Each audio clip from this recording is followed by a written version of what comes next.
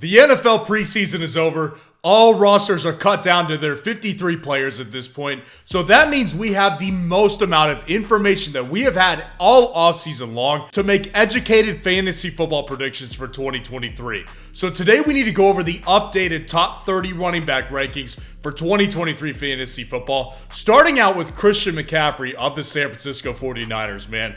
Christian McCaffrey, to me, this is no surprise to anybody, right? I mean, Christian McCaffrey last year averaged over 20 touches a game, over 100 yards a game, over 18 fantasy points per game. He's on an offense that is just so good, with their offensive line being very, very good. And he's, of course, going to continue this pass-catching work since Brock Purdy is now officially the starter, which he always has been.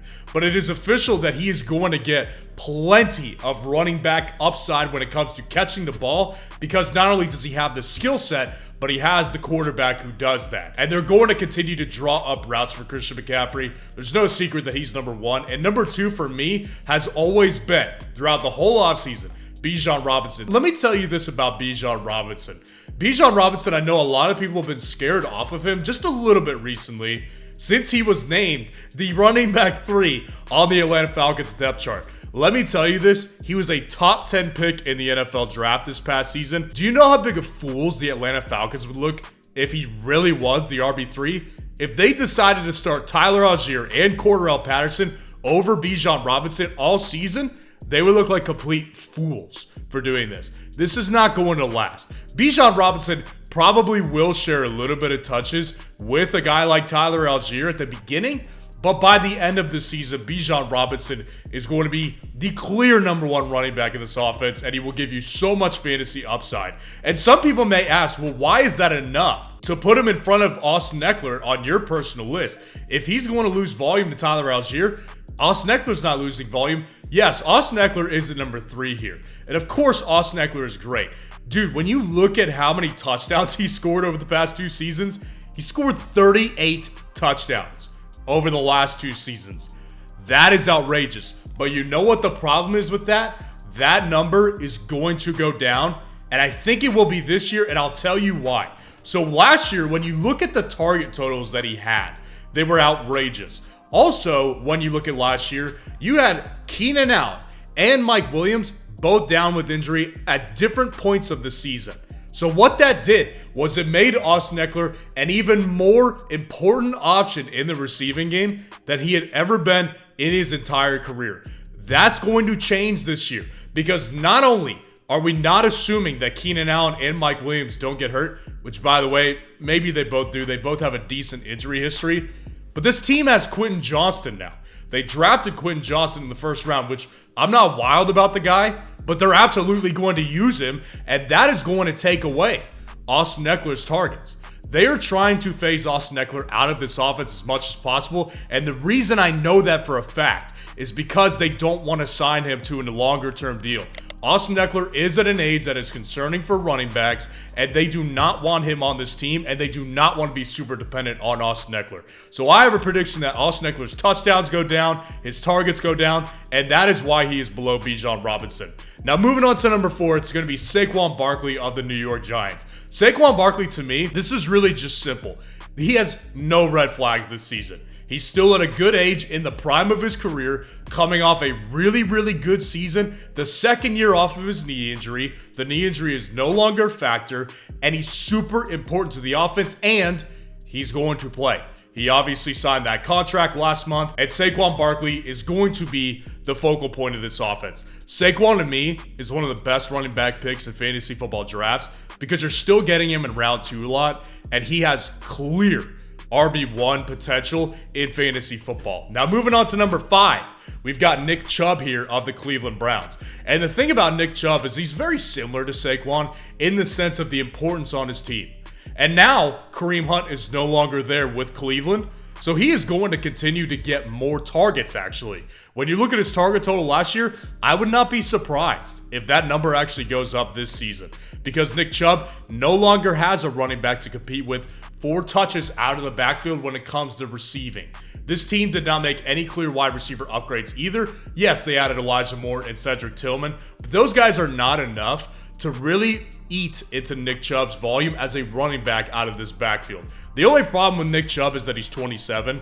But even when you look at it like that, Nick Chubb was not declining last year. He's still as efficient as ever. He's still got a top offensive line. Nick Chubb at number 5 is pretty easy. Now moving on to number 6, I've got Derrick Henry of the Tennessee Titans. Derrick Henry, again, he's a very easy pick at top 6 because he's always been a great running back in fantasy football, basically since the second or third year of his fantasy football career. This guy is a true workhorse, basically one of the true last workhorses in the NFL. Over 24 touches a game last year, 121 yards per game, almost 18 fantasy points per game for the RB4 finish. The only problem here is that, and really there's two. The only two problems here are that he is 29 years old, so he's in his 29-year-old season, and when you look at his target total from last year, there's a reason that he had the most amount of targets last year. That's because they had no clear wide receiver 1 in Tennessee. Nothing at all. Nothing even resembling a wide receiver 1. Well, this is different this year because not only do they have DeAndre Hopkins as a true number 1, but Treylon Burks looks to be improved this year, and he is definitely going to eat into the target share. So Derrick Henry will go back down in targets, and with that age factor, it is a little bit concerning here for Derrick Henry personally, but I still do have plenty of confidence in him at number 6. Now moving on to number 7, I've got Josh Jacobs of the Las Vegas Raiders. Josh Jacobs and the running back market. Isn't it kind of funny how all these running backs this offseason were claiming to be really concerned about the running back market? And then 2 of the running backs basically signed 1-year deals that offer them $1 million more than their franchise tag. Just a side note, but there's no red flags here with Josh Jacobs now that he is signed and he is back with the team and he's going to be contributing. This offense needs Josh Jacobs. They really, really do, and he needed them. So it's a great situation that Josh Jacobs is in because he doesn't have any red flags as a player. He's still at a prime age. He's coming off a fantastic season. It's going to be great again for Josh Jacobs. Still one of my favorite picks in fantasy football drafts right now because he's still going in the mid-second round. Now moving on to number 8, I've got Tony Pollard of the Dallas Cowboys. Look guys, I was getting a lot of flack earlier this month for saying that I don't believe that Tony Pollard is going to be that great of a fantasy player as everybody was saying. And the reason I was saying that is because during the month of August, I have been concerned all month that the Dallas Cowboys will sign a veteran running back. And the main concerns I had were Dalvin Cook and Zeke. Dalvin because I still think he's a good player that can contribute on the team, and Zeke because of the familiarity with the Dallas Cowboys system. Neither of those happened, and the only 2 running backs on the market now are Kareem Hunt and Leonard Fournette. Neither of these guys scare me with Tony Pollard. Tony Pollard is going to be tremendous in fantasy football this season. Now that we know what the veteran running back landscape looks like on the market right now, Tony Pollard is running behind one of the best offensive lines in football. He's going to kill it this year in fantasy football. I love getting Tony Pollard at this point. Now moving on to number 9, I've got Ramondre Stevenson of the New England Patriots. The simple answer to this one in particular is that Ramondre Stevenson is not going to be significantly affected by Zeke Elliott. It's just not going to happen. Now, I'm not going to sit here and tell you that Zeke will not get goal line work. I believe he will because if you look at Zeke in the past few years, really where he's still effective is in short yardage situations. So in these 3rd and 1 situations, or in these situations where they're close to the goal line and they're just looking to punch the ball in, I do believe that Zeke will be taking work away. But when you look at the pass catching efficiency of these guys, Ramondre is going to be the pass catching running back, and he's going to handle the majority of the work between the 20s. Ramondre Stevenson, the reality here is he's just a better player than Zeke. The contract they signed for Zeke reflects on how Zeke is viewed around the league. He has $1.5 million in base salary and got a $600,000 signing bonus. They could literally cut him if they wanted to. Now, they're not going to cut him. They're definitely not going to cut him. But Ramondre is still in line for the majority of the touches in this offense. It simply just doesn't scare me personally. Now, moving on to number 10, I've got Travis Etienne of the Jacksonville Jaguars. Should surprise nobody. I have been big on Travis Etienne all offseason long. And I know a lot of people are going to be saying Tank Bigsby had a good preseason. Yes, he did. Absolutely. But you know what? When you're going up against second string guys, it's almost embarrassing if you don't have a very good preseason as a rookie running back. And I'm not saying I dislike Tank Bigsby. I actually liked him in the pre-draft process. But Tank Bigsby, the reality here is this is going to be viewed as a very similar situation to Zamir White last year with the Las Vegas Raiders. Travis Etienne is going to handle the majority of the volume in this backfield, and he's simply just a better player and a more explosive player. So the explosive plays are going to be there. The pass catching work is going to be there for Travis Etienne. I'm not scared of Travis Etienne losing volume to Tank Bigsby to the point where he's going to drop outside of my top 10.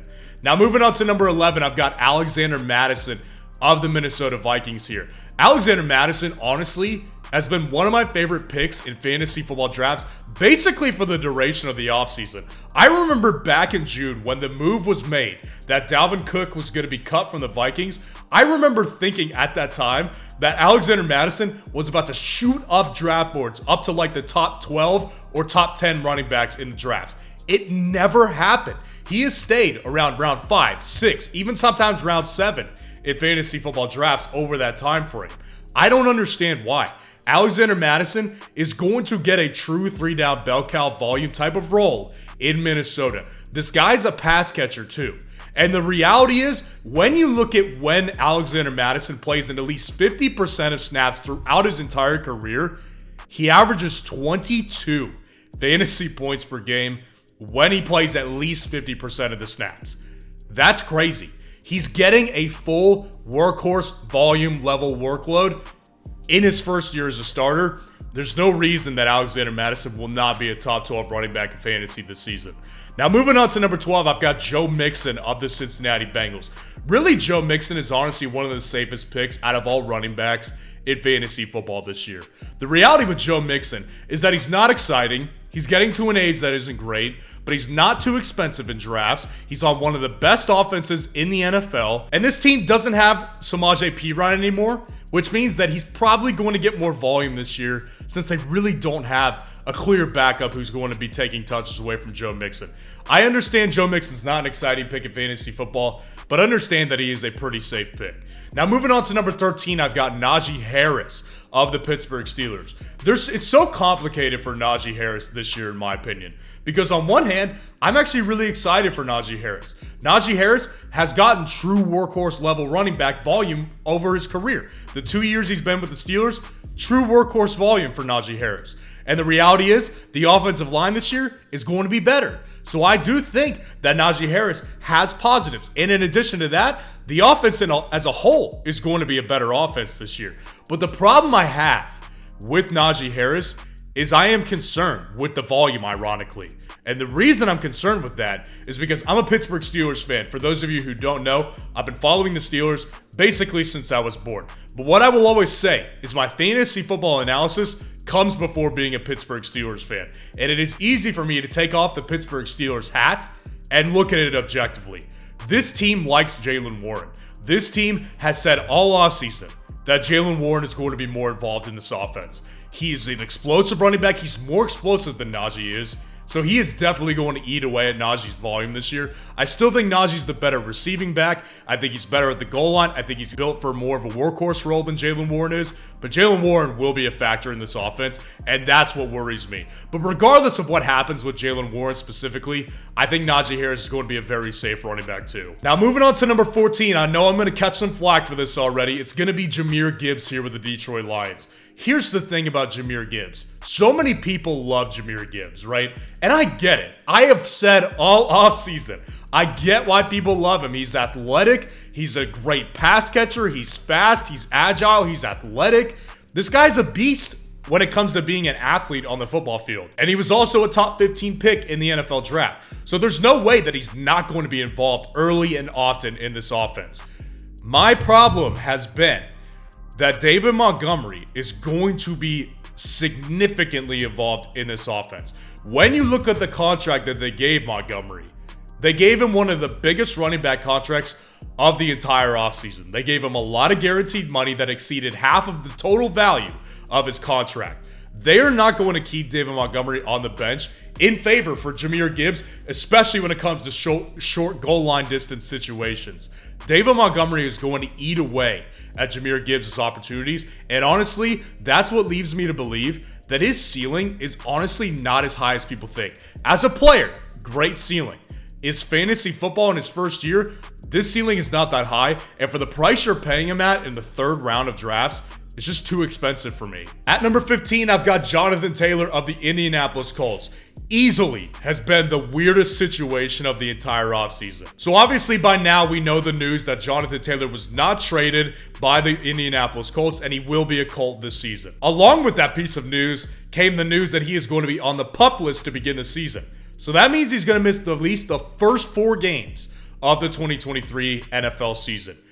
This is so weird to me because this whole time Jonathan Taylor was saying that he was healthy, this wasn't a problem. Well, obviously it has become a massive problem. And Jonathan Taylor being on the PUP list just has to move him down in fantasy football rankings. He's going to miss 4 games and not be providing you upside.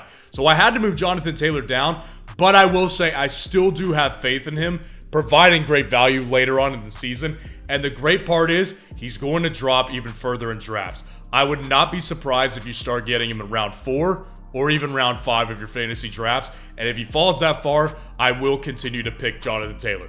Now moving on to number 16, I've got Dameon Pierce of the Houston Texans. Now, if you've been following me this offseason, you'll notice that Dameon Pierce has fallen in my rankings for sure. The reason for it is because we've had guys like Alexander Mattison just rise higher on the list for me. And I do like Dameon Pierce a lot for fantasy football this season. But it definitely is worth noting that he is going to be still on a bad offense. This offense looked really bad in the preseason. And he's got a brand new head coach. I think it's going to take some time for this team to get their footing. And they've got a decently tough schedule right out of the gate. So I do think that Dameon Pierce, right out of the gate, will struggle a little bit, but I do think that he will start to provide you more value later on, because the reality is this guy's a very good player. He's going to handle the majority of the volume in this offense, and he probably will be the best player on this offense as a whole. Now moving on to number 17, quickly becoming one of my favorite values in drafts is Breece Hall of the New York Jets. This guy is going in the 5th round of fantasy football drafts at this point. Keep in mind, guys, he had 15.1 fantasy points per game in 2022. What he did in a shortened season was really, really good behind that Jets offensive line, behind that bad of an offense as a whole. Breece Hall is going to provide upside later this season. Now, the reality is, of course, they have Dalvin Cook. They signed him to a deal, which shows you that they're not going to just keep him on the bench all season long or when Breece Hall comes back from injury. But Breece Hall probably will not play the first couple games. I would not be surprised if he doesn't play. They're going to be smart with this situation. They're going to let him fully recover before they stick him out there.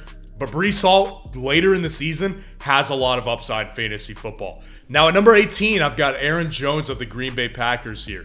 Aaron Jones, to me, there's a lot to like about Aaron Jones still, especially where he's going in fantasy drafts. A lot of times you're getting him in like the 5th or 6th round. But the reality here with Aaron Jones, what he has on his side is he still has a very good offensive line, and he's also still very efficient. He hasn't dropped off in efficiency.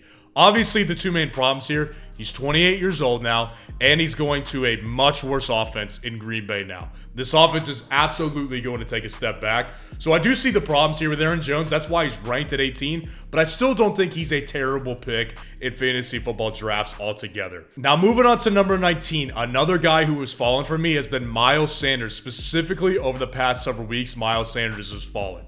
And it's very similar to Naji Harris' situation. There's some things to like, and then there's things to not like. What the things to like is that he's clearly the running back 1 in this offense, and he's going to be the workhorse running back in this offense. When you look at the contract they gave him, there is nobody else on this team that is going to really steal significant volume away from Miles Sanders. He is the clear running back 1 in this offense. And also, Bryce Young is going to check the ball down a lot because of the problem here, which is the bad offensive line. This offensive line did not look good in the preseason, man. It is very, very concerning what this offensive line looked like, which will be good for check down purposes. But from an efficiency standpoint, I have significant concerns with Miles Sanders that I really did not have at the beginning of the offseason. At number 20, I've got J.K. Dobbins of the Baltimore Ravens here. J.K. Dobbins is also one of my favorite running back picks in fantasy football drafts right now. J.K. Dobbins had kind of a weird offseason a little bit, probably about a month ago. He wasn't practicing, he was injured, maybe he was going through a hold-in situation, but J.K. Dobbins now, he's still going in like the 5th to 8th round, depending on the platform that you're drafting on. He's also back at practice. He's got no injuries that are hindering his practice participation right now. and he's the clear running back 1 in Baltimore right now. So when you're getting J.K. Dobbins in the 6th, 7th, 8th round of underdog drafts, I am all over that value. And if you want to join in on getting J.K. Dobbins in underdog drafts, use code FFN and they will match your first deposit up to $100 so you can get yourselves in one of these low-risk, high-reward underdog tournaments where you can win millions of dollars. At number 21, I've got Kenneth Walker of the Seattle Seahawks here. So really, to me, Kenneth Walker, it's kind of hard to tell what's going to happen in this particular running back situation because this team drafted Zach Charbonnet in the 2nd round this season, so he's definitely going to be involved, especially considering that Kenneth Walker has missed a lot of time in the offseason. I still believe that Kenneth Walker is going to lead this backfield in volume and a share of about 65 to 35 between Kenneth Walker and Zach Charbonnet, but there's no doubt about it that this pass catching upside for Kenneth Walker is definitely going to be lower than last year. Moving on to 22. This could be the steal of the draft here. It is David Montgomery of the Detroit Lions. One of my favorite picks in fantasy football for sure. I have picked a ton of David Montgomery. I've got him in about 25 to 30% of my underdog drafts this year. David Montgomery is such a great pick in fantasy drafts right now because, as I said earlier, he signed one of the biggest running back contracts of the offseason. This guy's got a top 3 offensive line. He is going to play this Jamal Williams role. And Jamal Williams last year scored an absurd 17 touchdowns on this team.